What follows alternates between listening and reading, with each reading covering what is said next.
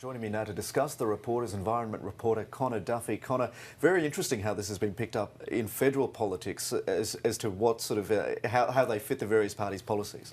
That's right. Both sides have really taken completely different things out of this report. At this stage, neither of them are disputing the figures in the report, though the coalition had said previously it will get rid of the Climate Commission if it achieves government at the next election. But the government's saying that it's vindication of its action, that it shows that Australia is only around the middle in terms of where other countries in the world are moving. The coalition's spokesman Greg Hunt says that when you look at the fine detail of the report, a lot of major countries like the US on a national level are still saying no to a carbon tax. Yes, certain states like California and certain cities may be doing it, but on a wide national level, Australia is still out in front. What does it say about renewable energy? Because, of course, one of the big factors has been that renewable energy has been so expensive, and the carbon tax is designed, it's said, to offset that.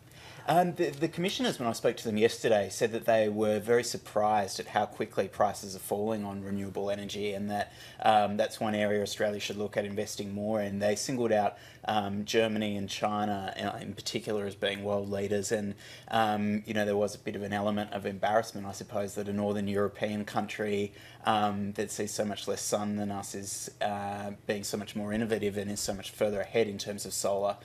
China is also putting a huge amount of money into renewables, and that some of the detail in the Commission's report talks about just how quickly prices are dropping, and that perhaps there will be the opportunity to move to renewables quicker than what some of the estimates have been in the past. What does the report say about the more traditional sources of power and their longevity?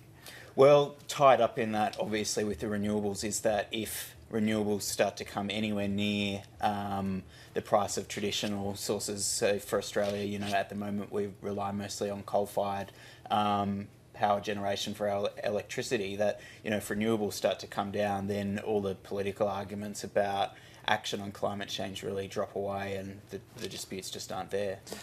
Tim Flannery didn't want to get too much into about the impact of the carbon tax and how that's being felt. What did he have to say in terms of how that program is likely to play out longer term?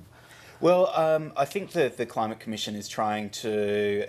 There's, I suppose, an immediate thought in certain sections that this report has come out to counter the opposition's arguments that the carbon tax is that Australia is very much out in front by introducing that. So I think Professor Flannery and the other climate commissioners are being very careful to say that no, we're not political, no, this is not a partisan statement, this is not a defence of the carbon tax, this is just an impartial look at how it fits into what other countries around the world are doing.